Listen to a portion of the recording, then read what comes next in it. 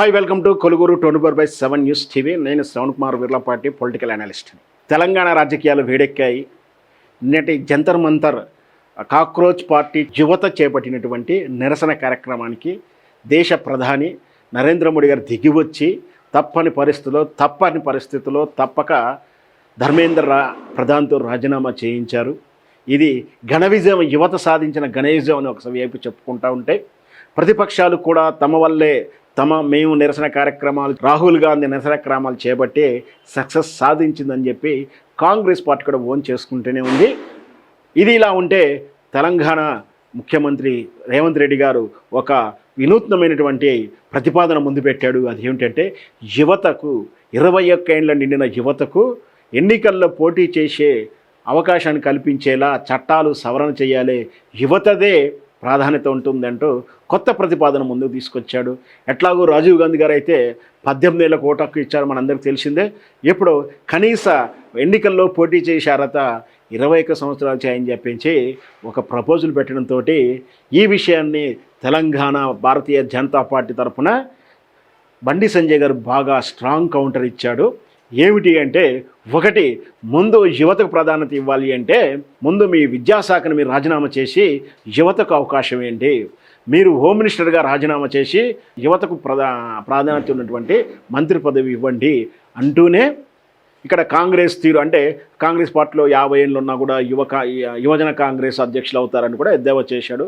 సరే, ఆయనకు ఉన్నటువంటి అనుబంధంతో హనుమంతరావు గారి మీద కూడా సెటైరికల్గా మాట్లాడాడు.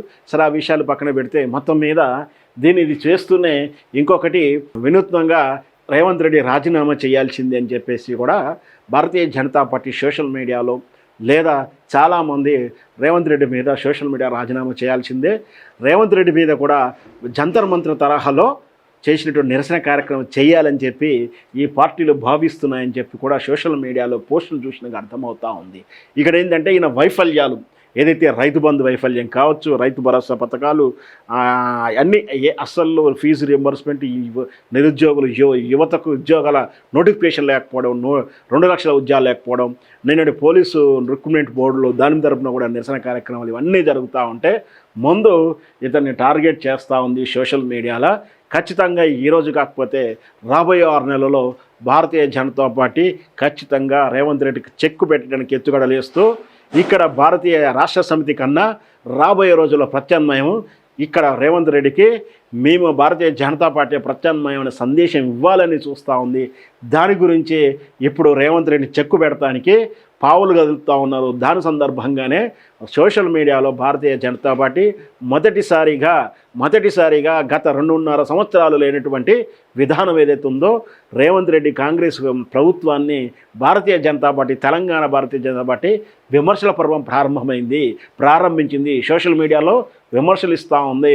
ఎన్నాళ్ళు నిద్రావస్థలు ఉన్నట్టుగా భావించినటువంటి తెలంగాణ బీజేపీ పార్టీ ఎక్కడ కూడా రేవంత్ రెడ్డి వైఫల్యాల గురించి కానీ, రేవంత్ రెడ్డి పనితీరులో వైఫల్యం గురించి కానీ, కాంగ్రెస్ పార్టీని గురించి కానీ, వైఫల్యాన్ని పెద్దగా కార్నర్ చేయడం కానీ, పెద్దగా విమర్శించిన దాఖలాలు లేవు. వైఫల్యాలను కూడా కప్పిపోస్తూ తనతో మిలాఖత్ అవుతూ పైనుంచి అంటే కేంద్రంలో ఉన్నటువంటి భారతీయ జనతా పార్టీ ఇక్కడ కూటమిలో భాగంగానే పరిపాలిస్తున్నారా అన్న సందేశం వస్తుంది. ఎప్పుడైతే భారతీయ జనతా పార్టీని నరేంద్ర మోడీని టార్గెట్ చేసి రేవంత్ రెడ్డి మాట్లాడడం మొదలుపెట్టాడో, ఇక్కడ ఆసక్తికరమైనటువంటి వ్యాఖ్య చేశాడు బండి సంజయ్ గారు. ఏమని అంటే, ఇట్లాగే కేసీఆర్ గారు కూడా మొదట్లో నరేంద్ర మోడీతో సఖ్యత ఉండి అన్ని నిధులు తెచ్చుకున్న తర్వాత రివర్స్ అయ్యాడు. మళ్ళీ ఇతను కూడా అన్నీ అప్పులు తెచ్చుకొని కోట్ల రూపాయల అప్పులు తెచ్చుకొని ఇప్పుడు నరేంద్ర మోడీకి వ్యతిరేకంగా మాట్లాడుతున్నారని చెప్పేసి అంటున్నారంటే దీంట్లో అర్థం చేసుకోవాల్సింది ఎంతో ఉంది. దాని ప్రకారం అంటే బండి సంజయ్ గారు చేసిన వ్యాఖ్యలు లోతైనటువంటి అధ్యయనం చేస్తే, లోతైన విశ్లేషణ ఇస్తే ఖచ్చితంగా నాకు కూడా అదే అనిపిస్తుంది. ఎప్పుడైతే నరేంద్ర మోడీ గారికి కేసీఆర్ గారు పాజిటివ్గా ఉండి ఎప్పుడైతే సఖ్యతగా ఉన్నట్టుగా భావించారో ఎట్లాంటి డోకా లేదు. కానీ ఎప్పుడైతే కేసీఆర్ గారు ఈ దేశ యువత మేల్కొనాలి, రాజ్యాంగం మారాలి, ప్రత్యామ్నాయం కావాలి, కాంగ్రెస్కు భారతీయ జనతా పార్టీకి ప్రత్యామ్నాయం కావాలి, మోడీ గురించి విమర్శలు చేయడం, ఏకంగా మోడీ అంటే అనుచరులు అంటే లేదా భారతీయ జనతా పార్టీ వాళ్ళు ఎమ్మెల్యేలను కొనుగోలు చేసే ప్రయత్నం చేస్తే వాళ్ళని ఫామ్ హౌస్లు రెడ్ హ్యాండర్గా పట్టించుకొని దొంగలను పట్టుకొని వీడియోల సాక్ష్యాలుగా ఈ దేశ అన్ని రాష్ట్రాలకు పంపించేసి బహుశా హైకోర్టుకు, సుప్రీంకోర్టుకు, రాష్ట్రాల హైకోర్టు కంటే స్పీకర్లకు కూడా ఏదో పంపించినట్టుంది. మొత్తం మీద సత్శీలుడు అని చెప్పబడేటువంటి భారతీయ జనతా పార్టీ నరేంద్ర మోడీ గారిని మొత్తం మీద ఇతను ఒక ప్రజాస్వామ్య హంతకుడు అని చెప్పేసి ఒక క్రిమినల్గా చూపించే ప్రయత్నం ఎప్పుడైతే కేసీఆర్ గారు చేశారో అప్పటి నుంచి మొదలైంది కేసీఆర్ గారిని రివర్సు. కేసీఆర్ తెలవకుండా కేసీఆర్ వెనకాల దెబ్బ కొట్టుకుంటూ వస్తూ ఆర్థిక మూలాల మీద దెబ్బ కొట్టుకొస్తూ వాళ్ళకు అనుగుణంగా ఉన్నటువంటి మనం పేర్లు చెప్పం కానీ అందరికీ అర్థమవుతుంటుంది. ఒక టీవీ ఛానల్ కొలుగు చేసినటువంటి మంచి వ్యాపారవేత్త, భక్తుడు, ఏమంటారు దాని ఆశ్రమాలు నిర్మిస్తానికి ప్రధాన కారణమై ఉన్నటువంటి పెద్ద ఆశ్రమం హైదరాబాద్ చివరిలో ఉంటుంది.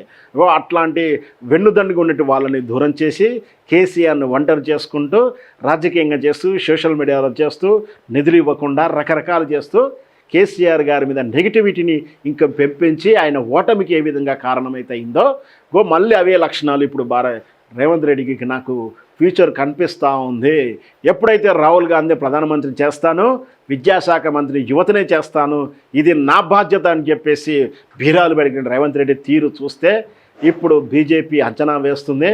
మళ్ళీ కేసీఆర్ లాని మళ్ళీ ఇతను కూడా తయారయ్యేలా ఉన్నాడు అని ఇతని మీద టార్గెట్ పెడతారేమో నాకైతే అనిపిస్తుంది. ఖచ్చితంగా ఇదైతే జరుగుతుందో ఒక రాజకీయ విశ్లేషకుడిగా నేనైతే స్పష్టంగా చెప్తున్నా. ఎన్నాళ్ళు అయితే కేసీఆర్ గారు మోడీ గారితో సఖ్యత ఉన్నారో ఆ రోజు వరకు అన్నీ సక్రమంగా జరిగినాయి. ఎప్పుడైతే కేసీఆర్ కేంద్ర రాజకీయాలకు దృష్టి పెట్టడం, నరేంద్ర మోడీ గారిని విమర్శించడం, భారతీయ జనతా పార్టీని టార్గెట్ చేయడం ఎప్పుడైతే ప్రారంభించారో అప్పటి నుంచి కేసీఆర్ పార్టీని కానీ కేసీఆర్ని కానీ వ్యక్తిగతంగా దిగజార్చడం, ఓటమికి నెట్టివేయడము ఇవన్నీ కూడా వ్యూహాత్మకంగా జరిగిన కార్యక్రమాలే. అట్లాంటి ఫ్యాక్టర్స్ మళ్ళీ ఇక్కడ కూడా కనిపిస్తుంది. బలంగా ఉన్నాడు, స్థిరపడ్డాడు, అంటే అసమ్మతి రగలకుండా, తనకు పోటీకి ఎసరు పెట్టకుండా, అంతర్గత కలహాలు లేకుండా రాజకీయంగా ఇక్కడ ఇతను వస్తున్నప్పుడు ఆర్థిక వైఫల్యం ఉంది, ఆర్థికంగా కరువులో ఉంది, ఆర్థిక నిధులు కావలసిన తరుణంలో కేంద్రంతో సైక్యత గురించి బడే బాయ్ చోటా బాయ్ అంటూ చాలా సఖ్యతుంది. నేను మీ వాడిని అంటూ పూర్వకాలంలో తాను యువతగా బాలుడిగా ఉన్నప్పుడు చేసిన ఆర్ఎస్ఎస్ని భావజాలను ముందు చూపించి నేను కూడా మీ భావ సిద్ధాంతుని అని చెప్పుకుంటూ అనుంగ శిష్యుడిగా మారినటువంటి రేవంత్ రెడ్డి రాహుల్ గాంధీ రాబోయేటువంటి ఎన్నికల దృష్ట్యా రాహుల్ గాంధీ ప్రజెంట్ చేస్తూ నేను రాహుల్ గాంధీ ప్రధానమంత్రిని చేస్తా, అది నా భుజాల మీద ఉంది అంటూ ఇతను మాట్లాడుతూ తీరు. కానీ ఇక్కడ రేవంత్ రెడ్డి గారు నేను ఆ బాధ్యత తీసుకుంటా అంటున్నప్పటికాంచి కానీ లేదా మోడీ గారిని విమర్శిస్తున్నట్టు భారతీయ జనతా పార్టీని విమర్శిస్తున్న తీరు చూస్తే ఖచ్చితంగా ఏదైతే కేసీఆర్కి జరిగిందో మళ్ళీ ఇతను జరిగే అవకాశాలు కనిపిస్తూ ఉంది. అందుకే బీజేపీ రివర్స్ గేమ్ స్టార్ట్ చేసింది అని అనిపించింది. రేవంత్ రెడ్డి అవుట్ వీళ్ళు తలుచుకుంటే వీళ్ళ టార్గెట్ పెడితే కేజ్రీవాల్ అవుట్, మమతా బెనర్జీ అవుట్, ఎవరైనా అవుట్ కావాల్సిందే. వాళ్ళ టార్గెట్ అట్లుండి ఈవెంట్స్ ఆఫ్ పదవిలో ఉన్న ఉపరాష్ట్రపతి అయినా సరే, ఎన్నికల కమిషనర్ అయినా సరే వాళ్ళ మాట వినకపోతే రాజీనామా చేసి వెళ్ళాల్సిందే, లేదా వాళ్ళు రాజకీయంగా వాళ్ళని పదవిచ్యుతులు చేసేంత చేస్తారు. కాబట్టి ఇంత టార్గెట్గా పనిచేస్తుంది రేవంత్ రెడ్డి. అవుట్ అయితే అవకాశాలు ఉన్నాయి, రాజీనామా చేయని పరిస్థితులు, చేయించే పరిస్థితులు వస్తాయని కాక్రోచ్ తరహా నిరసన కార్యక్రమాలకు యాక్షన్ ప్లాన్ రెడీ చేస్తారేమో అనిపిస్తూ ఉంది.